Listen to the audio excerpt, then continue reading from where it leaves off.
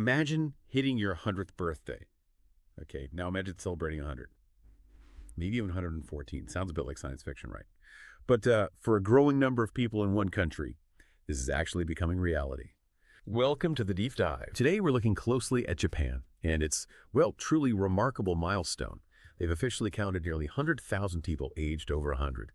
And this isn't just a number, it's a record-breaking thing that opens up a really fascinating window into health, culture, and some pretty big societal shifts.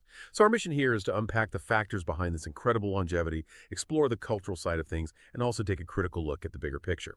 That includes some maybe surprising controversies around these numbers and Japan's unique demographic situation.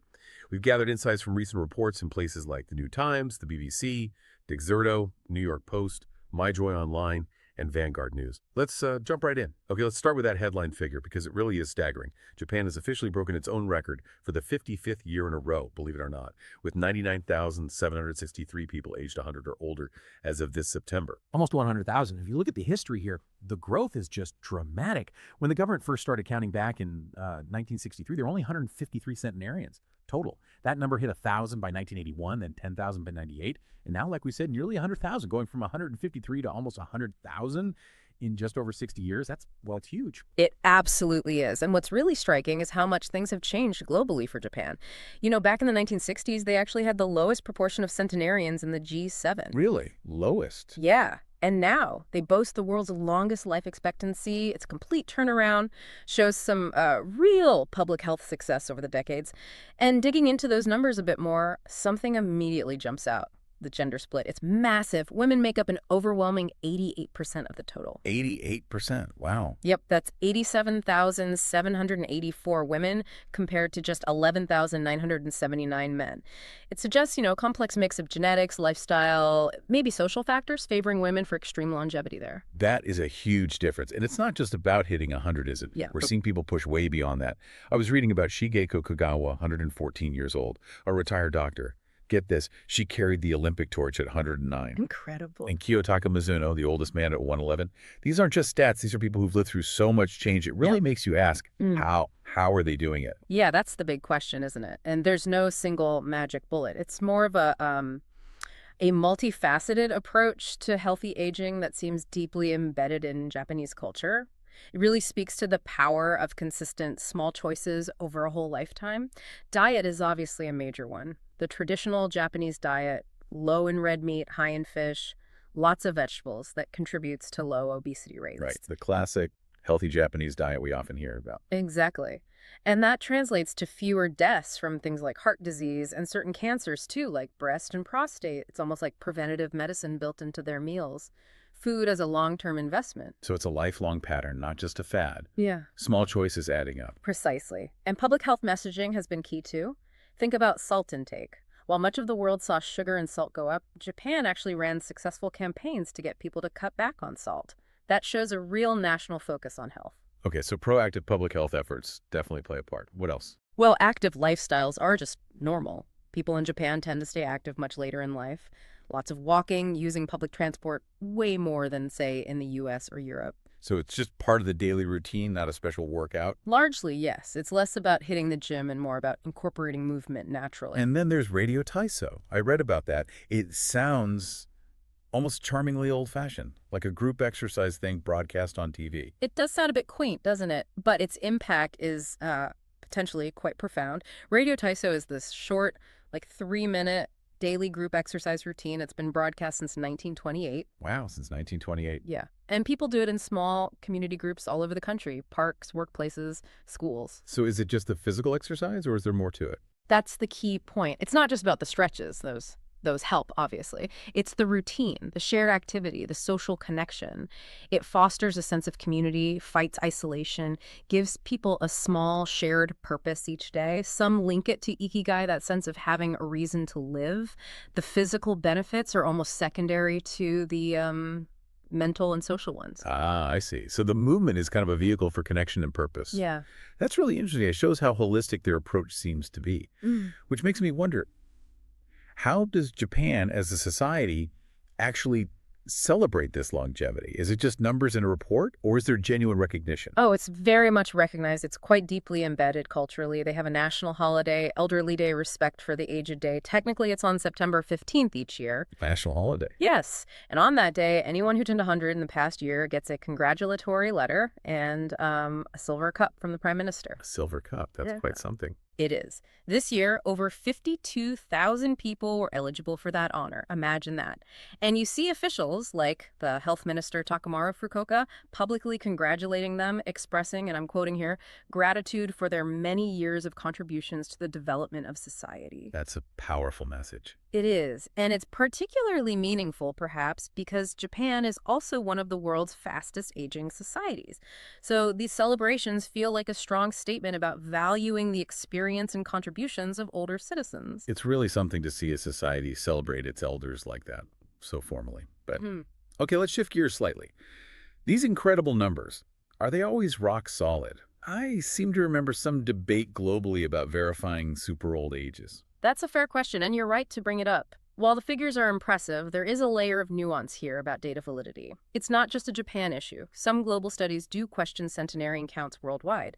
They cite things like data errors, maybe unreliable old records, missing birth certificates sometimes, things that can inflate the numbers accidentally. Okay, so general record-keeping challenges. Right. But Japan also had its own specific wake-up call. Back in 2010, they conducted a big internal audit, and it was quite revealing. They found more than 230,000 people listed as 100 or older who were essentially unaccounted for. 230,000. Unaccounted for. What does that mean? It means they couldn't confirm they were still alive. And disturbingly, it turned out some had actually died decades earlier, but were still on the books. Decades. Goodness, why would that happen? Was it just errors? Well, patchy record keeping was definitely part of it. Keeping track over a century isn't easy. But there were also more troubling suspicions that maybe some families had intentionally hidden deaths to keep receiving the person's pension payments. Ah, okay. That adds a different dimension. It does. And this whole national inquiry was actually triggered by a really specific, quite grim case. The authorities discovered the mummified remains of a man named Sojin Kato in his family's home. He was thought to be Tokyo's oldest man, 111 years old. Mummified. Yes. Turned out he'd been dead for 32 years. 32 years. Wow. Yeah. Okay. Yeah, so that really highlighted the potential for errors and, unfortunately, sometimes deception, making it crucial to be a little critical, even with these impressive headline numbers. That's a really stark reminder about data and verification. Okay, so this brings us to what seems like a major paradox. We have this incredible individual achievement, people living longer than ever. Record numbers of centenarians. But Japan is simultaneously facing this really serious demographic crisis. So what does this actually mean for the country's future? How do these two things coexist? It means Japan is in a really complex, quite challenging position. They're celebrating this amazing longevity, but nationally, they're wrestling with a severe natality crisis, a crisis of births. In 2024, for instance, the country recorded almost 1 million more deaths than births. That's the steepest single-year population drop they've seen in nearly 60 years. 1 million more deaths than births in 1 year. Almost, yes. The figures are pretty stark. Only about 687,000 births were recorded in 2024, the lowest number since they started keeping track way back in 1968. Lowest ever. Lowest since 68. And meanwhile, 1.6 million people died. So you see the gap. The overall population peaked around 2009 at maybe 126.6 million. Now it's down to 120 million and still falling steadily. And the implications of that must be huge. Oh, absolutely. It's not just an abstract number. It means a shrinking workforce supporting a growing number of retirees, massive pressure on pensions and healthcare, fewer young people to care for the very old, potentially leading to more isolation. It affects everything from the economy to the social fabric. So Japan has sort of mastered longevity for the individual, but it's creating this huge collective challenge for the society. What are they doing about it? How do you even tackle something like that? It's an immense challenge, and there are no easy answers. The government is certainly trying. They're pushing various family-friendly policies, things like free childcare, trying to improve healthcare access, even looking at things like shorter work weeks, basically trying to make it easier or more appealing for people to have children. Trying to reverse the birth rate decline. Exactly, but these are deep-rooted issues. It involves changing, cultural norms around work-life balance, gender roles, the economy. Policy changes help, but it likely requires fundamental shifts in society over the long term, redefining expectations around family, career, and the future itself. Wow. Yeah, that really underscores the balancing act Japan is performing, Yeah. celebrating individual long life while fighting this population decline. So just to recap our dive today, we've looked at Japan's incredible number of centenarians, explored the mix of diet, activity, community, and public health behind it. We also touched on the necessary questions about data accuracy and landed on this striking paradox: record longevity for individuals alongside a shrinking population for the nation. And that really leaves us with a big question, one for you, the listener, to think about. How can a society like Japan or any society facing similar trends manage this? How do you celebrate the wisdom and longevity of elders while tackling the huge practical challenges of supporting an aging population, especially when birth rates are falling so sharply?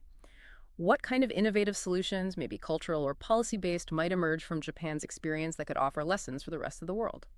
It's definitely a lot to chew on. We hope this deep dive gives you some food for thought about personal well-being, how we value our elders, and how societies everywhere might need to adapt to changing demographics. Thanks for joining us.